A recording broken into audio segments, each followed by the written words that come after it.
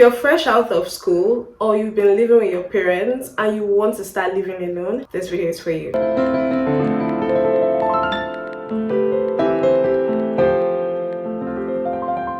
Hi guys, welcome back to my channel. If you are new here, hi, nice to meet you. My name is CJ. If you are not new, hey babes, welcome back to the gang. From the title, you know what this video is about. I didn't know living alone was such a thing till I started getting comments and questions about it. So I said I have to do something for the girls and guys. If you're here, I started living alone in 2020 and I think it's been 3 years. Yes, 3 years. I started living alone when I was 23 and now I'm 25. I'm about to be 26. Damn, how time flies. I have seen videos like this and I get the angle they come from, but today I want to come from a different angle, because if you're female and you live in Nigeria and your parents are Nigerians living in Nigeria, you know that there's a stereotype around women, especially young women, that live alone. So it's generally very difficult for Nigerian parents to allow their daughters to live alone. University life is not the same as living alone. It's expected for you to go to uni, go back to your parents' house, and then go to your husband's house. Or you can go from uni to your husband's house, you know, either works. I think now people are doing it more, but it's still frowned on. First of all, I want to tell you the easiest way to transition.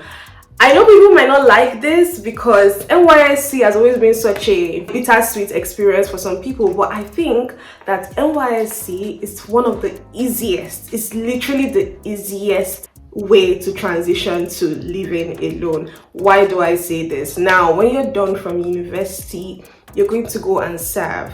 When you go and serve, most likely you'll be posted to a different city, a different state.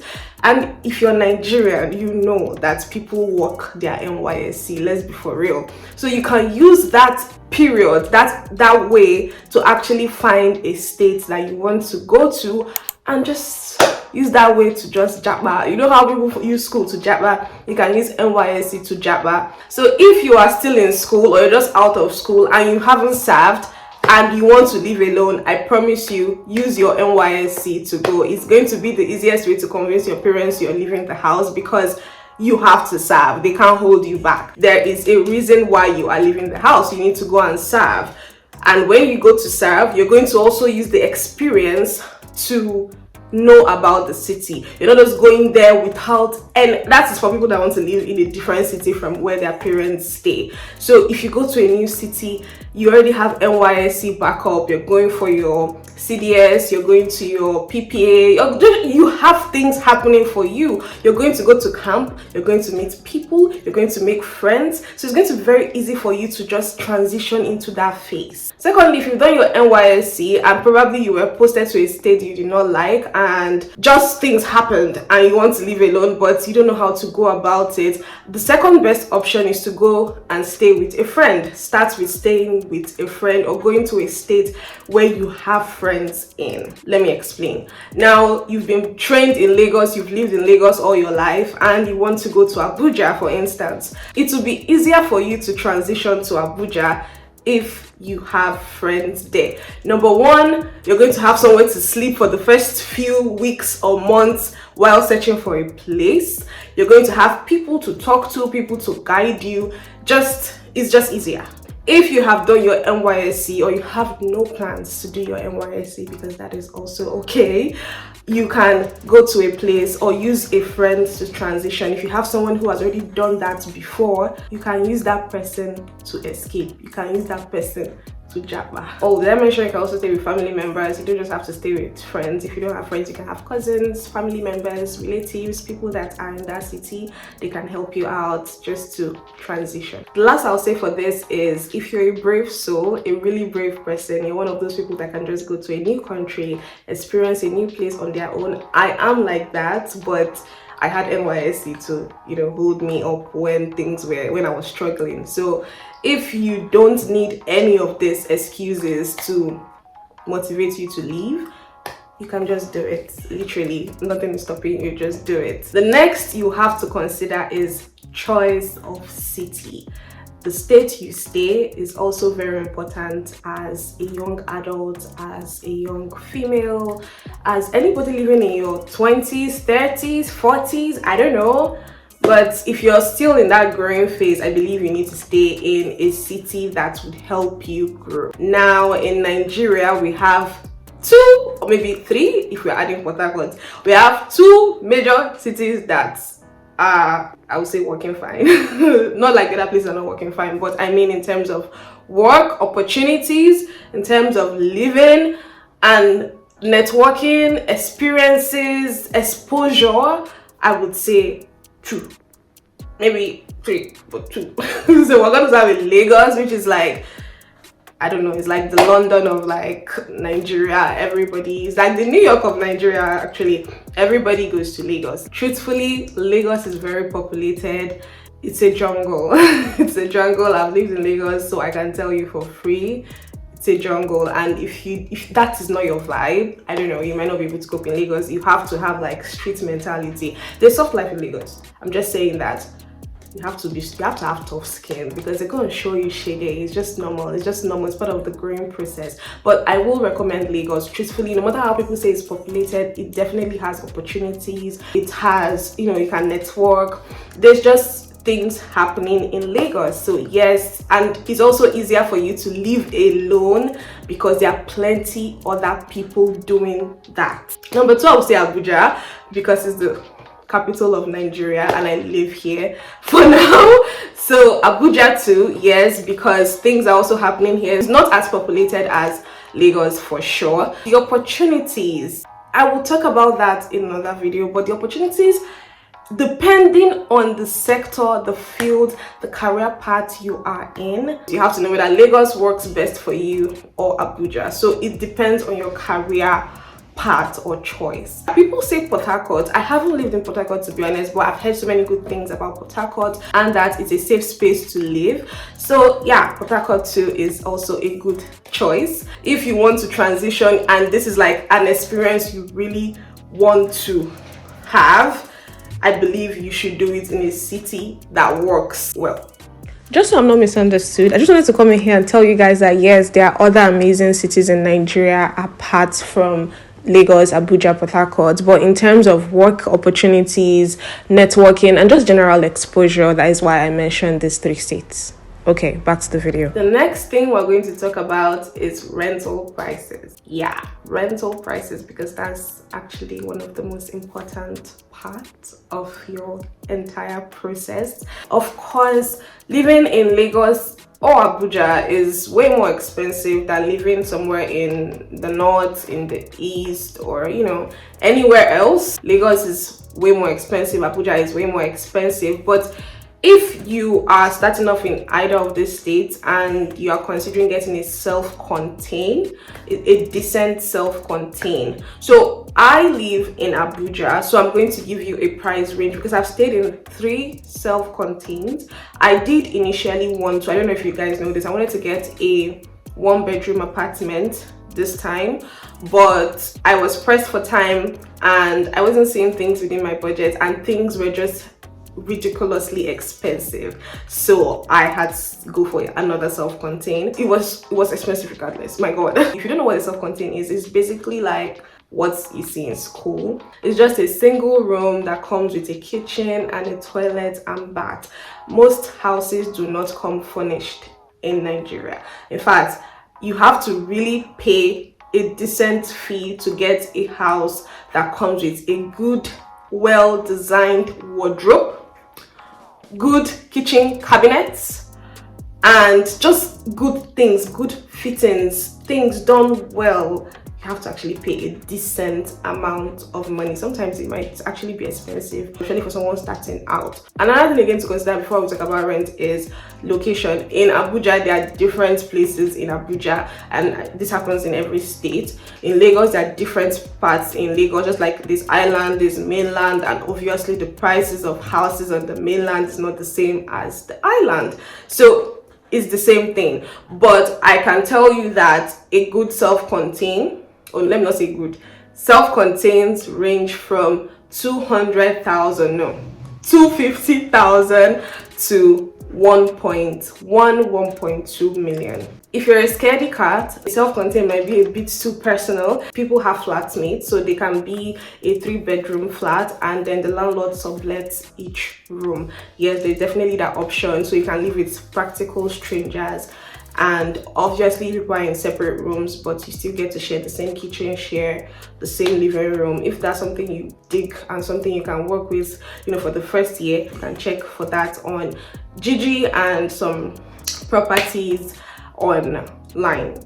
I don't know, I can't remember anyone. If I remember, I'll put it on the screen, but I know Gigi definitely has things like that for Lagos, especially for Lagos, and probably a little bit for Abuja. Now you've decided that you want to live alone, you have found a way to transition, you have the budget. The next thing you're going to look out for is the landlord requirements. I promise you, you might think this is not a big deal. It is, honey, it really is. Some landlords have the wildest requirements here in Nigeria. Some people will say we don't want a single lady. Some people will say we don't want somebody between the ages of 20 to 25. Some people will say I don't want somebody that is working in a bank and has this color of shirt. Some people will say, oh no, I don't want somebody that has this color of hair and this color of jewelry. Some people say no, you shouldn't have a car. You will be shocked at the type of requirements you hear from landlords. I kid you not. So once you have those things checked, you have to know what you want in your house, because you need to feel secured and safe. You need to have peace. You don't want your landlord to come and be knocking at your door every single morning and complaining or people gossiping, and you just don't feel safe in your own space. So you have to make sure you get a place that people that own the house have no colo, because I mean, there are crazy stuff that I've heard of. So you have to put that at the back of your mind. Always ask people, ask the agents, what do they require from the tenants in this house? Ask tenants, ask surrounding people, lights. You have to ask questions. If there's network there, don't just, the place is fine, you pay. The next day you're hearing cock and bull story. Bear that in mind. The last thing is in terms of what to expect and meeting new people, making friends. That's number one, depends on if you are moving completely out of the state you were born and raised in. If you're going to a new state, obviously you want to meet new people, you want to make friends, so you can experience the city a little bit better. That's why I said the easiest way to transition is with NYSC, because that has solved itself. You definitely meet at least one person. No matter how introverted you are, you actually should at least meet one person. And then I also recommend social groups. Church, yes, a church is a good place to meet people. You can also follow pages in that state. For example, every state has like blogs that carry news of the city, or carry restaurants. You know, they might be having a games night, karaoke night, just things might be happening. They might be having sip and paint, meet and greets, just events. So follow pages, follow blogs that would, like in Abuja we have See Abuja. In Lagos, I just know there are a couple of bloggers, I don't really know their names, but follow those pages so that I can get up to date on things that happen in your city, and you can just attend one of those events. And yeah, exactly, it's the same way it happens in the university. You have to try to get out of your comfort zone to actually meet people. Now, some people might ask, why do you even want to live alone? What is your reason? Why is it so important? What's the big deal? Aren't you wasting money? Actually, my answer would be, number one, this experience, I'll never have it again. Never. One day I'm going to be married, I'm going to have kids. And when I do that, I want to look back at this phase and say, yeah, I did this and I enjoyed it, completely enjoyed it. Secondly, this is actually a growing phase for you as a human being. Yes. The past few years I have done this, I have learned so much about myself. I've gotten to know the things I love, the things I do not love. See, you know when your parents are trying to train you, wash plate every night, wash plate every morning, wash this. When you start to live alone, nobody will tell you to wash plate. You will have to enter there and wash the plates. You will now realize that there's a reason why they say you have to wash plates every evening so that it doesn't smell the next morning. And then you start to realize so many things that didn't make so much sense when you were a child. When they will tell you then as kids, you will be like, this is just your parents overdoing it. But as I was in this phase, it started to make so much sense. I started learning how I'm obsessed with a clean space. I started learning about aesthetics. I started learning about the things I love, the colors that suits me, the things I love in a home decor.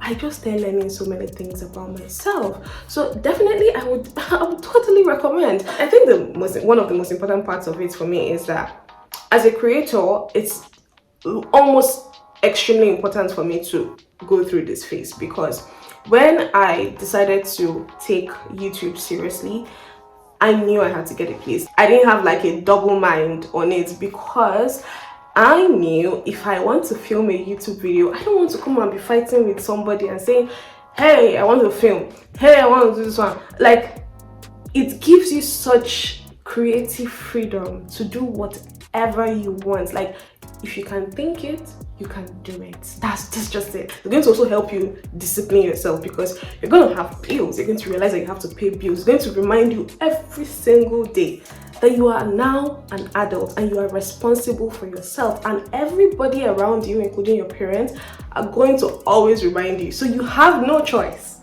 absolutely no choice, than to be disciplined. So yes, definitely helps in disciplining you as a person. And if you're a creator or someone in the creative environment, it helps you in your thinking space, helps you in creating and all. So absolutely, totally recommend. If you don't dig it, that's fine. If you don't want to do it, that's fine. If you don't even do it and you've like transitioned to another phase, that's still fine. But if you're someone who wants to live alone for a period of time, or just experience it, or you just entered that phase but you're trying to navigate it, I hope these tips were helpful. If you have any questions, please leave it in the comment section. I would love to read. And yes, I'm open to making more videos answering all your questions. If you like this video, also give this video a big thumbs up. You know, likes help the channel, so please give this video a big thumbs up. Share this video to your socials and tag me. My handles are on the screen, and I would love to hear. I'd like to know you people personally, like know your Instagram. I like to ask people for their opinions on the kind of content they want me to create, because I'm doing this content for you. I want them to be helpful to you. So yes, please tag me on your socials. I will definitely repost, and I would definitely love to talk to you. So let's see you guys in my next video. Don't forget to tell a friend, tell a friend, tell another friend. It's been long I did this. But you know what I'm about to say. To do what? To subscribe. I'll see you guys in my next video. Bye.